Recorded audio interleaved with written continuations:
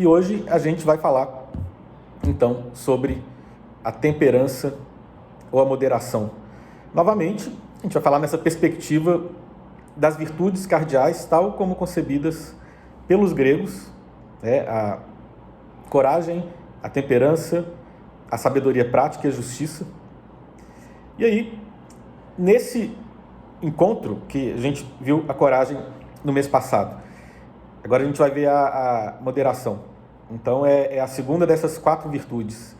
A gente vai ver que algumas ideias vão se repetindo, e isso não é por acaso.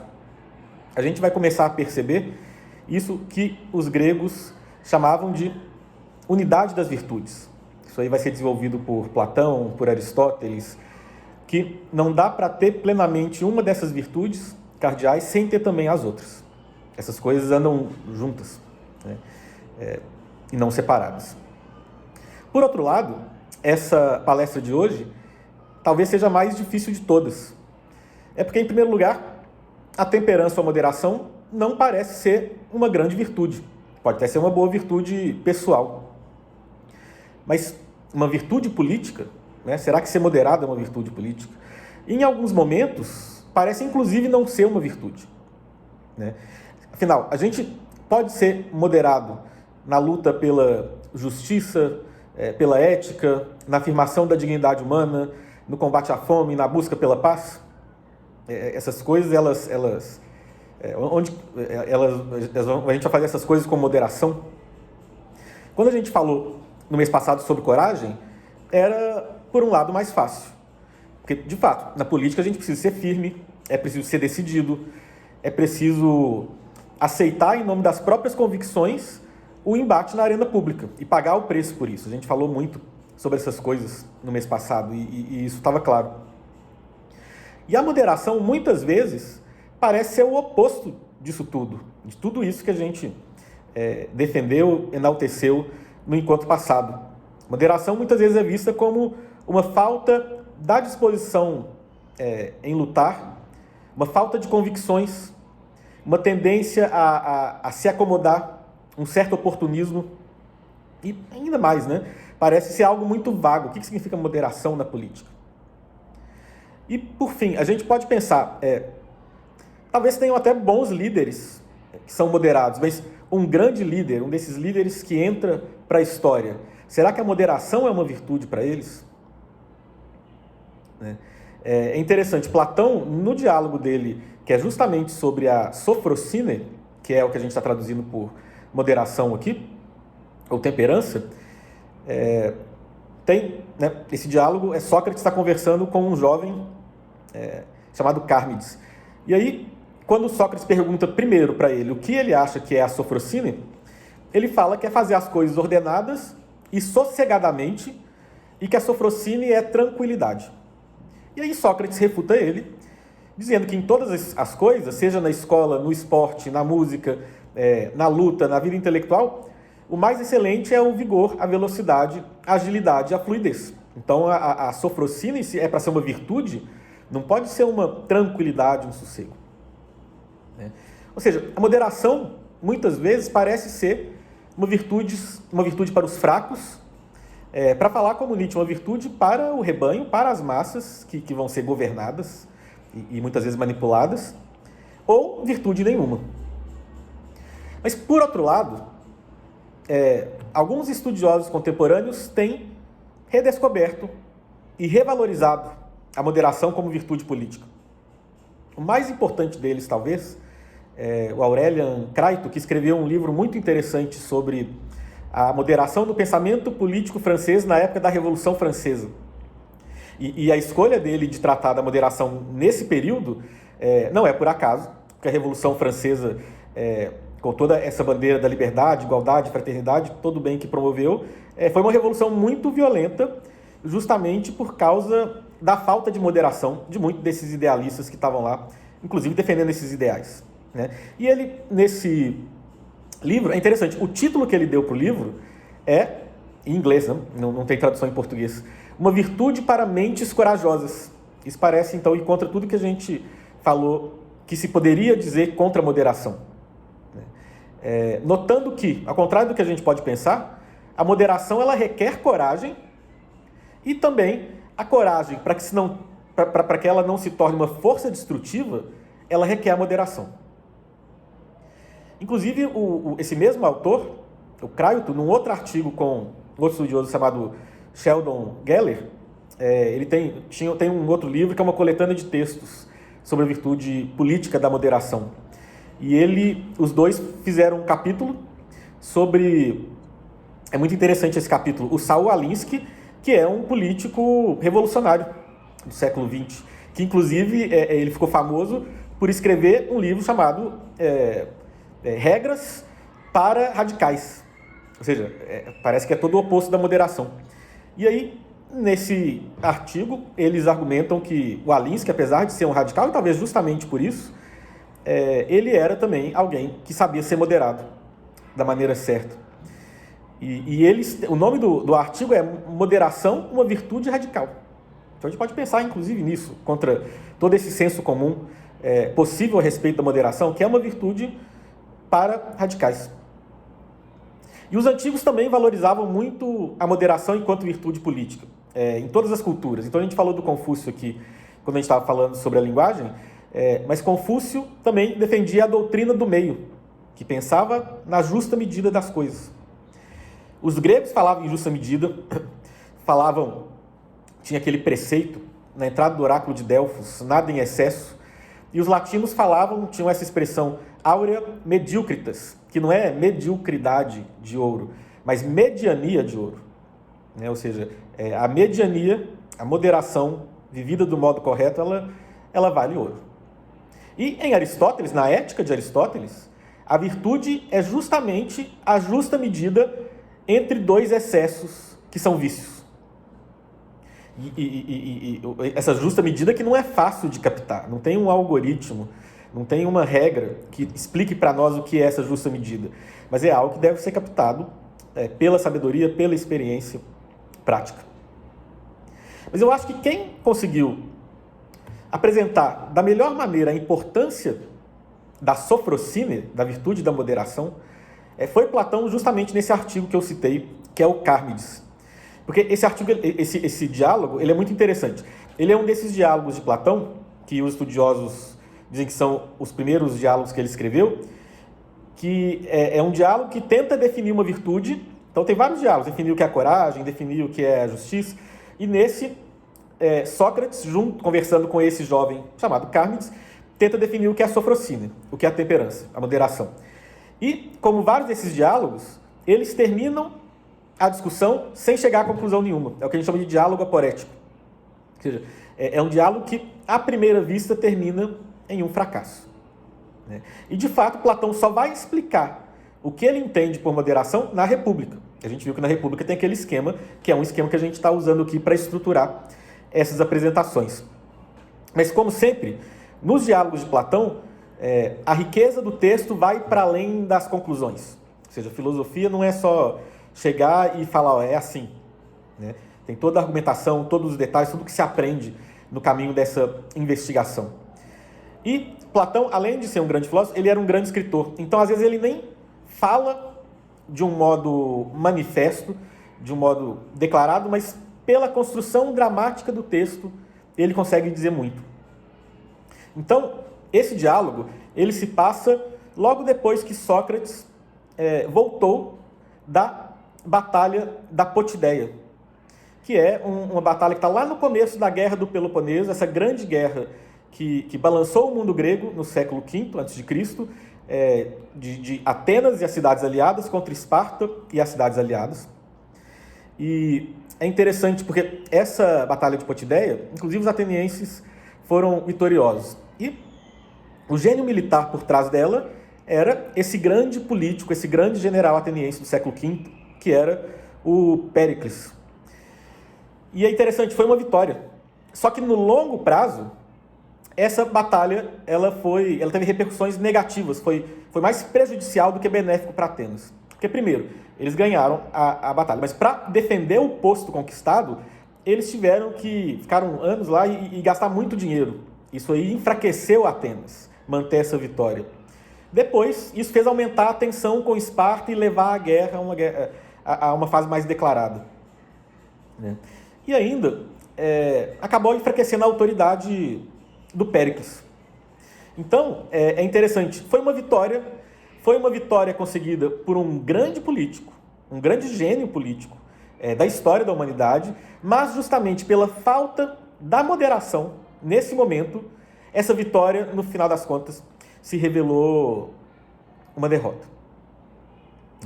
A Potideia, e mais do que isso, tá? Potideia foi um ponto inicial numa série de eventos que, no decorrer do século V, levou à derrota de Atenas na Guerra do Peloponeso. E quando Atenas perdeu a Guerra do Peloponeso, a democracia, que tinha sido instaurada lá no século VI, ela é derrubada, e no lugar dela instauram uma tirania, o regime dos 30 tiranos, que foi um dos momentos mais violentos, de maior perseguição política na história de Atenas na antiguidade, né? Muitas pessoas morreram e depois, rapidamente, as forças democráticas se uniram e venceram esses 30 tiranos. Só que olha que curioso, entre os líderes desse regime político dos 30 tiranos, que foi tão cruel e que foi um trauma para os atenienses, Platão está escrevendo ainda sob a lembrança desse trauma para o seu público. Mas entre os líderes desse regime estavam justamente Cármides, que é o jovenzinho que está conversando com Sócrates no diálogo, e um outro interlocutor de Sócrates nesse diálogo, um outro personagem que aparece, que é o Critias. E mais interessante ainda, Critias e Cármides eram tios de Platão. Platão está falando de um trauma político e um trauma familiar na vida dele. Está falando de Critias e Cármides, que aparecem lá como jovens belíssimos, nobres, dedicados, muito promissores, tinham todo um futuro pela frente. Mas justamente porque, e que foram discípulos de Sócrates, né, na história. Sócrates, inclusive, ele foi condenado à morte. Tem os pretextos lá de que ele corrompeu a juventude e negou a existência dos deuses. Mas foi muito uma vingança política, por causa desses ex-discípulos dele que haviam entrado nesse regime dos 30 tiranos. E aí o que Platão está mostrando é o seguinte, olha, Critias e Cármides foram até discípulos de Sócrates, mas eles não conseguiram entender o que é a moderação. O diálogo termina em aporia. Se eles tivessem conseguido entender, e mais do que entender, viver a moderação, talvez toda essa tragédia que fez tantos atenienses morrerem, que acabou condenando Sócrates à morte, não tivesse acontecido. Ou seja, Platão, mais do que definir ou fazer uma teoria sobre a moderação, a teoria ele não consegue fazer nesse momento, só na República. Ele mostra na prática, sugerindo. Ele é um grande escritor, ele não precisa falar tudo de um modo óbvio, né? Mas ele mostra, na realidade concreta, e filosofia sempre tem que partir da realidade concreta, que a falta de moderação traz os maiores dos males. Mesmo quando as pessoas que estão em cena são pessoas com grandes qualidades, como era o caso do Critias e do Cármides, né? Então, em outras palavras, ao contrário do que pode parecer, eu falei, né, tem muita gente que pensa, um grande líder ele não pode ser moderado. Em certo sentido, de fato não, mas em certo sentido ele tem que ter a virtude da moderação, porque a moderação não é oposta à grandeza, mas é necessário para que a grandeza não se torne tragédia, como de fato aconteceu no regime dos 30 tiranos. E a gente entende mais ainda a centralidade da moderação quando a gente pensa em tipos políticos opostos ao moderado. Tudo bem, a gente pode achar que o moderado é aquela pessoa que tem uma certa apatia, mas também o intolerante, o fanático, o dogmático. São personagens políticos avessos à moderação. Agora, para a gente, então, entender melhor a moderação, entender como que ela pode ser boa, quais são os limites dela, do que a gente está falando quando a gente fala em moderação enquanto virtude política, a gente deve voltar para a República de Platão, que é o que a gente sempre está fazendo. Então, vamos relembrar daquele esquema da República. Platão fala que a alma tem 3 partes, né? A parte racional, a parte irascível e a parte desiderativa, e cada uma dessas partes tem uma virtude correspondente. Então, a coragem, que foi a virtude que a gente viu no mês passado, é a virtude da parte irascível da alma, ou seja, essa força, esse ímpeto que a gente tem de alcançar um bem árduo ou de lutar contra um mal que traz perigo, que é uma ameaça, quando a gente faz isso do jeito certo, voltado para as situações certas, isso é a coragem. A sabedoria é a virtude da parte racional. E a justiça é quando as três partes, elas têm uma harmonia. E a razão manda sobre as outras e não é mandada por elas. Né? E a temperança, a moderação, é a virtude da parte desiderativa. Quando a gente tem moderação nos nossos desejos e quando a gente, então, não deixa que os nossos desejos tomem conta de todo o nosso ser. Inclusive da nossa razão, ou seja, a gente não deixa que a razão se torne uma máquina de justificação daquilo que a gente deseja, porque simplesmente a gente deseja. Não que é para negar os nossos desejos, é claro, né? Mas justamente é para ter a justa medida neles. Essa é a virtude da moderação. Só que aí a gente tem um problema, porque é fácil entender que, sim, para a vida pessoal das pessoas, essa virtude da moderação é muito boa, né? Uma pessoa que está o tempo todo desejando um monte de coisa e come demais, bebe demais, é desregrada, essa pessoa vai prejudicar a vida, vai prejudicar a saúde, vai prejudicar as pessoas que estão em torno dela. Né? Mas como que a gente pode pensar a moderação como virtude política? Né? Que diferença que faz essa conduta pessoal, né, na arena política? E aí, para a gente entender isso, a gente tem que entender que existem certos tipos de desejo que aparecem na vida política. Ou seja, não tem a ver com comer demais ou beber demais, mas tem a ver, né, com os desejos que aparecem na vida política. E quais são eles? Da parte do povo, justamente, é o desejo de possuir cada vez mais. E é interessante porque essa é justamente a marca da nossa sociedade de consumo. Uma sociedade que busca fazer com que as pessoas desejem cada vez mais para consumir cada vez mais numa espiral enlouquecida que leva não apenas à desagregação social, mas traz todas essas ameaças ambientais que a gente vê que ameaçam o planeta. Né? E do lado dos políticos, o desejo por riqueza, por acúmulo de bens por meio da atividade política, mas e por honras também, claro, mas principalmente o desejo por poder. Ou seja, estar na política para acumular poder pelo poder, que a gente chama de libido dominandi, partindo dessa tradição cristã agostiniana. O que é muito curioso, porque o poder ele é sempre um meio. A gente vai querer poder para poder conseguir fazer alguma coisa que seja boa. Mas a tentação do político é buscar o poder como um fim em si. É ser dominado pela libido dominante, e não captar um bem com a razão e usar esse poder para que esse bem seja alcançado para a sua comunidade. Ou seja, um bem comum, que é a finalidade da ação política. Então, isso, quando a gente controla, né, da parte da sociedade esse desejo desmedido por posses, por prazeres, né, e da parte dos políticos, a gente controla esse desejo de enriquecimento pessoal e de honras, mas principalmente esse desejo do poder pelo poder, que a gente está vivendo a moderação como virtude política. Porque isso os antigos percebiam bem e os modernos nem tanto. A política, é lógico, tem a ver com leis, com um sistema, né, configuração de um sistema político, econômico, social, que pode ser melhor ou pior. Isso é fundamental, isso é determinante, mas também tem a ver com a ordem da alma. O que significa isso? E essa é uma coisa que a gente tem falado muito aqui. Um bom sistema que é vivido, dirigido por pessoas com uma alma corrompida, né, com muito desejo de poder, de riqueza, de ganho pessoal, ele acaba sendo destruído. E, por outro lado, um sistema que não é tão bom, né, com todos os problemas que ele traz, mas se as pessoas que estão sob esse sistema, que dirigem esse sistema, né, têm a ordem da alma, têm uma boa vontade política, muita coisa pode ser feita. Só que isso não é tudo. A moderação na política não tem a ver apenas com o controle dos indivíduos que estão na arena pública, o controle dos desejos. Existem outras formas de moderação política que são centrais também.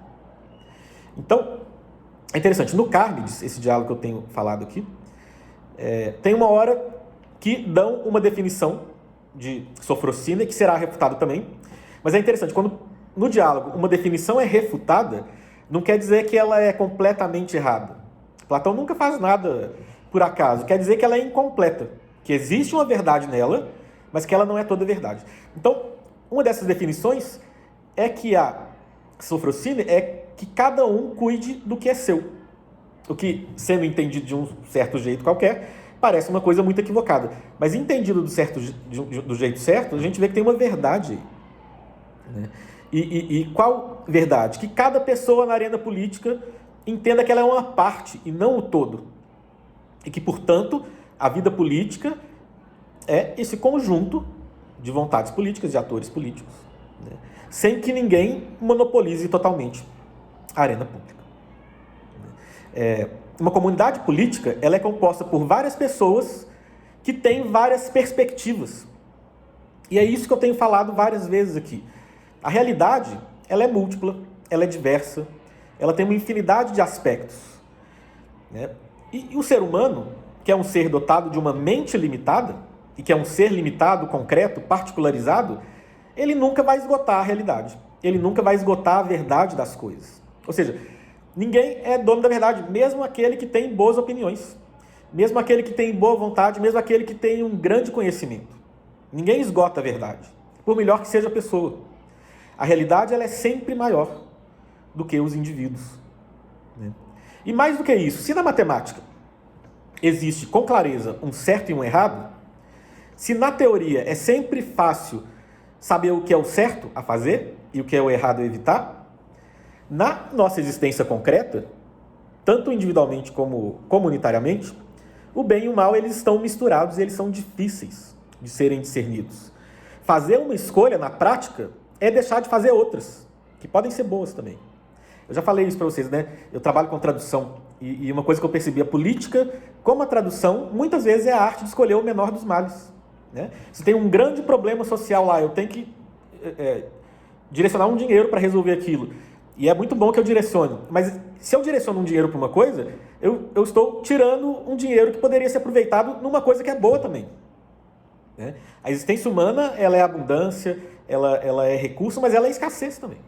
E a gente tem que saber onde que a gente quer focar, e essas escolhas, às vezes, elas são muito difíceis, né? Por causa dessas coisas todas, desde a antiguidade, as pessoas já percebiam que o melhor sistema de governo, seja uma monarquia, uma aristocracia ou uma democracia, estou pensando na teorização que os antigos fizeram, é aquele em que existe um equilíbrio de forças, aquilo que os gregos romanos chamavam de governo misto, né?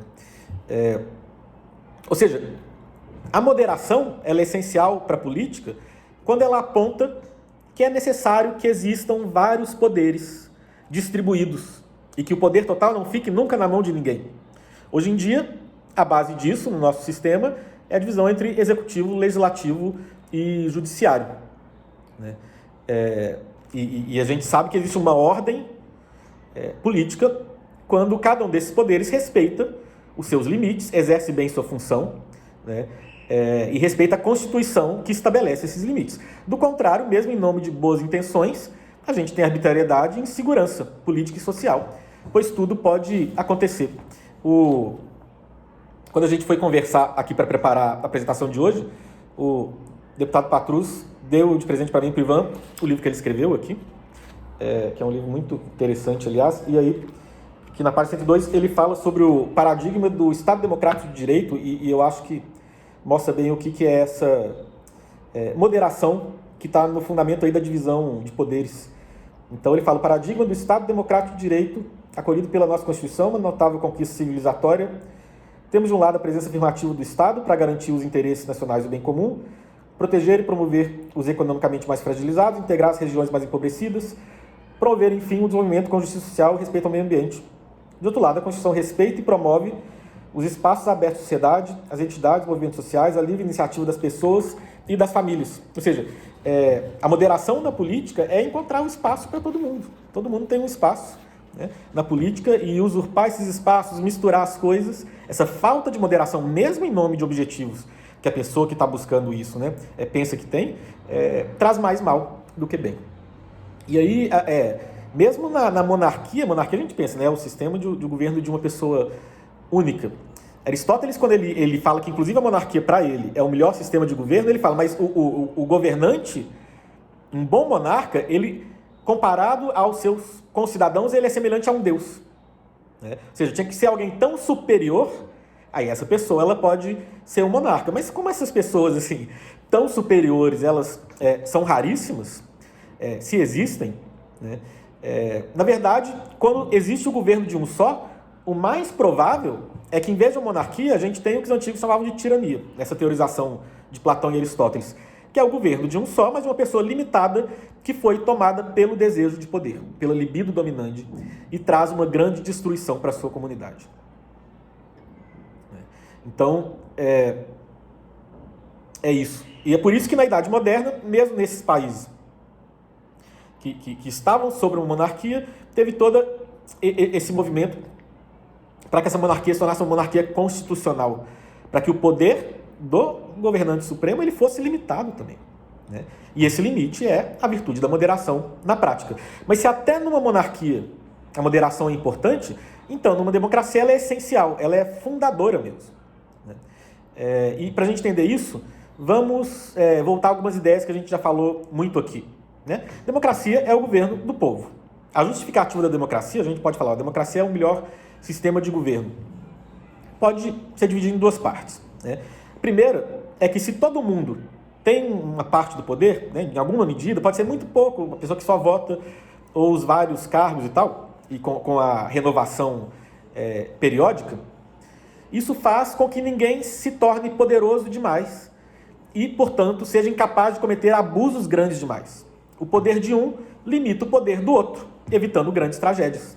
Ou seja, né, o fundamento, um dos argumentos para a democracia é que a democracia favorece a moderação e a moderação evita tragédias. É interessante, os atenienses que fizeram essa primeira grande experiência democrática no Ocidente, eles tinham uma instituição, um mecanismo político que era o ostracismo.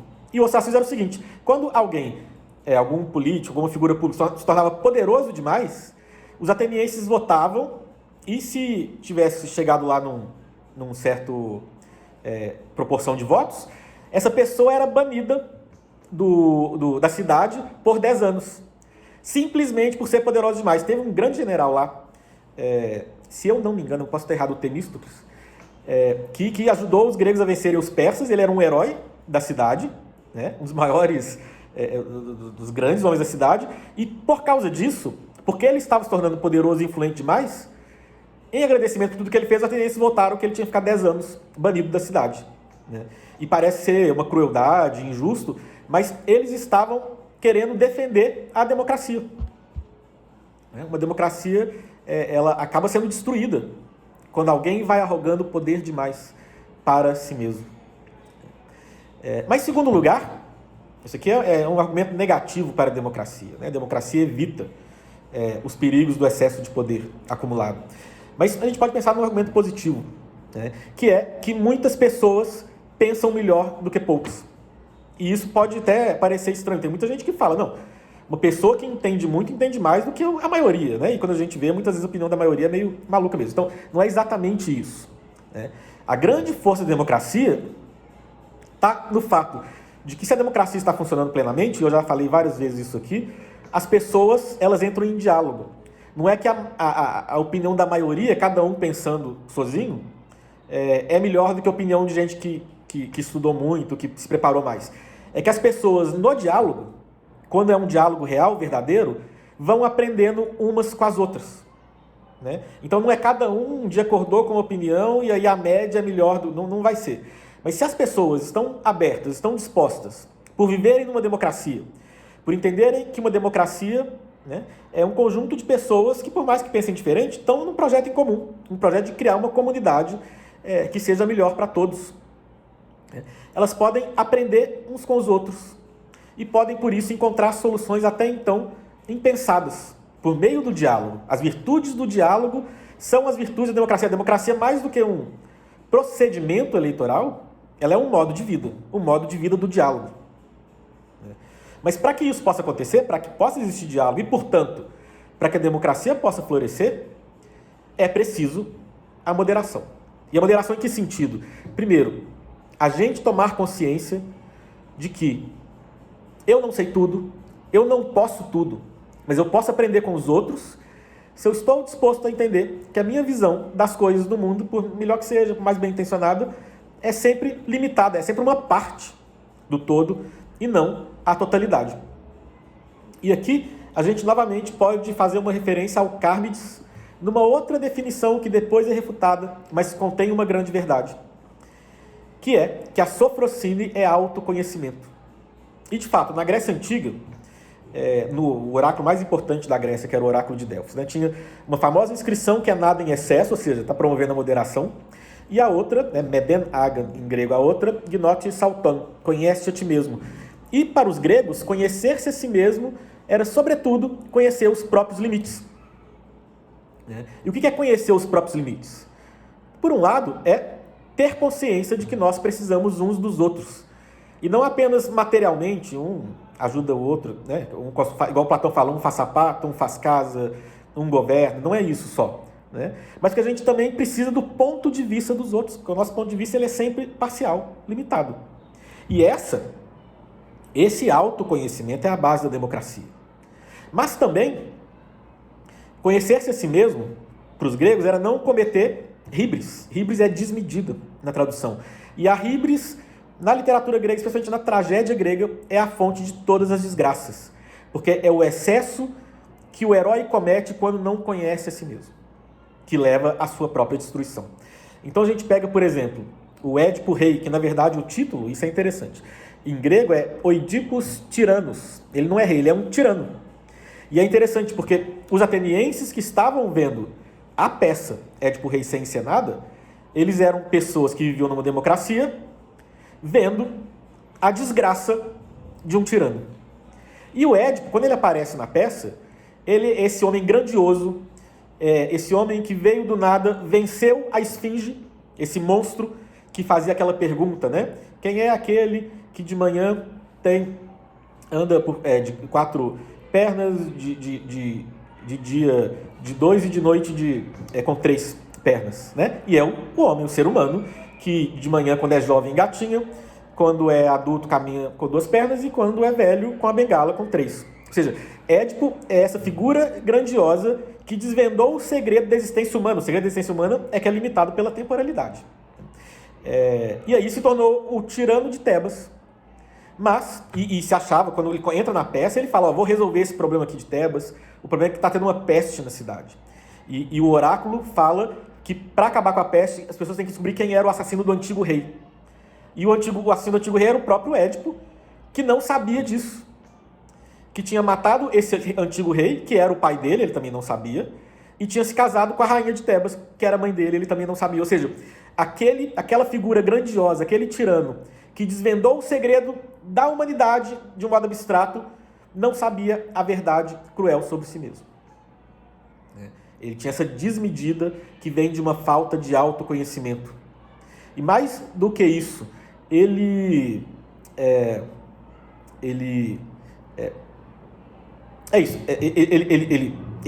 na peça, a gente...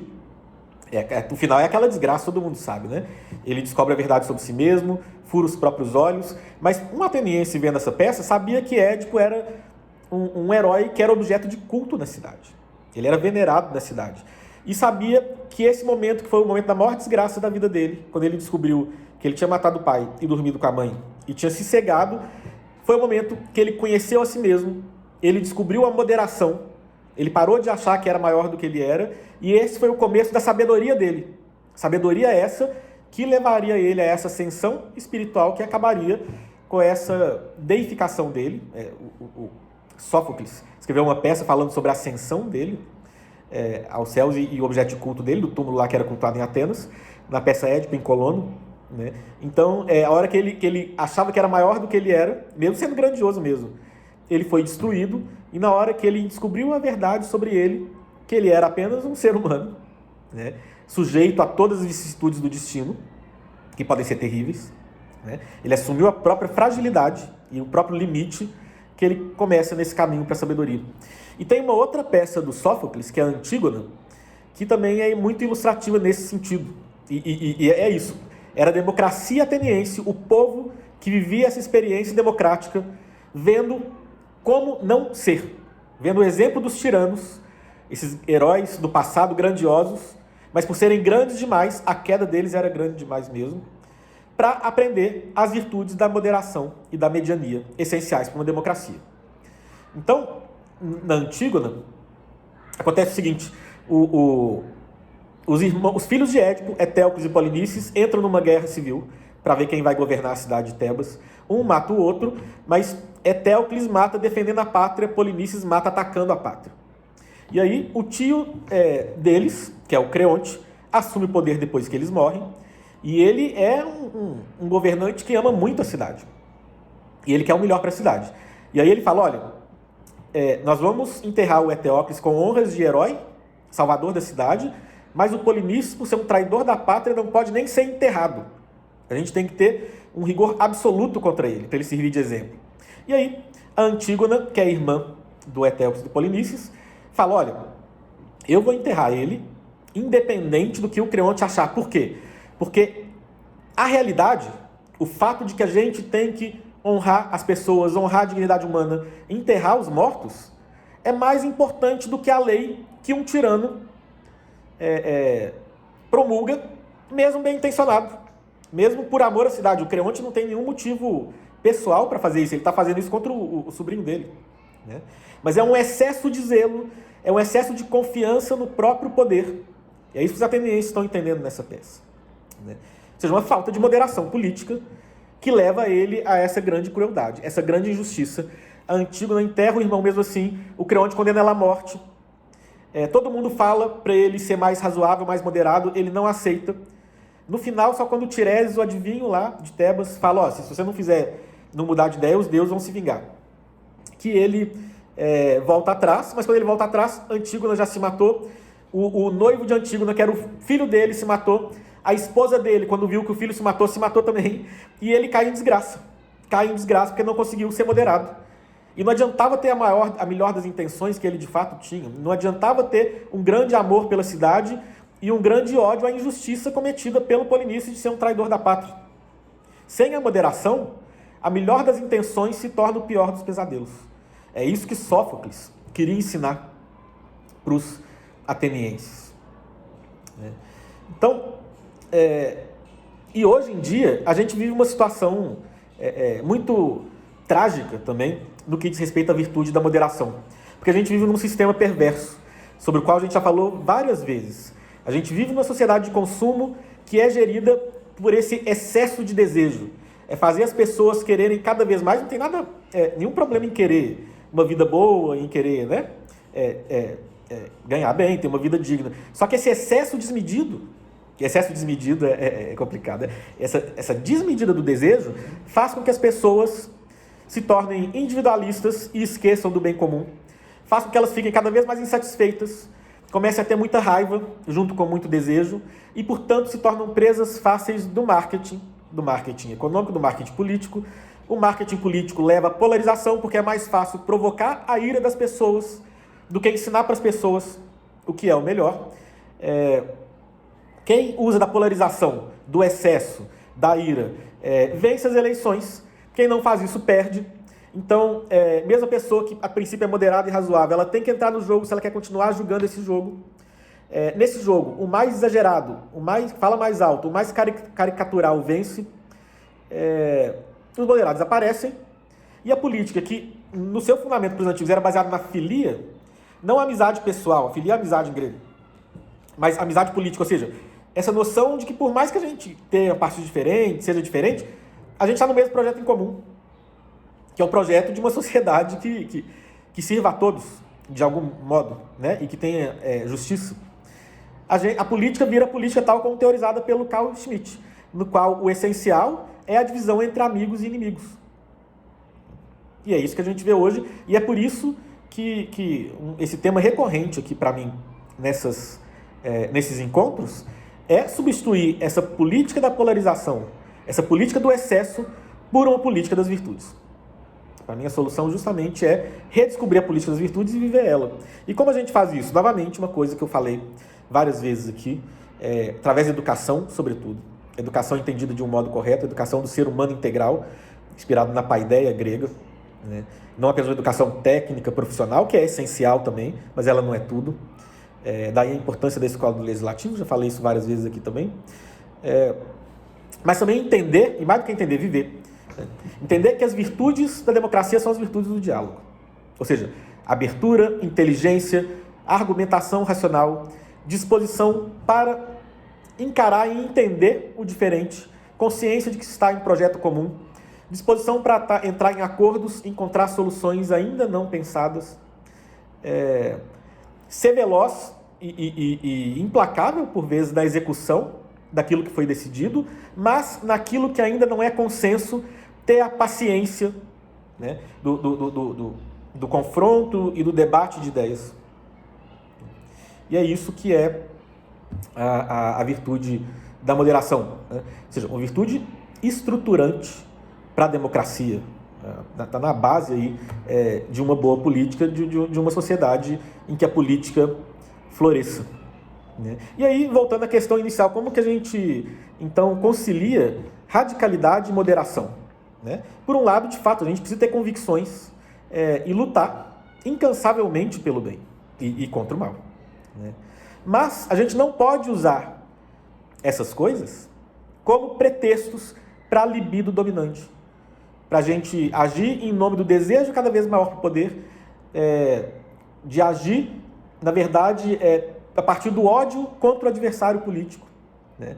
E agir a partir da híbris, da desmedida de quem acha que tem todas as respostas. E é por isso que a moderação, apesar de parecer a mais fraca das virtudes políticas sobre as quais a gente tem falado aqui, talvez, e sobretudo nos dias de hoje, ela seja mais importante. Obrigado.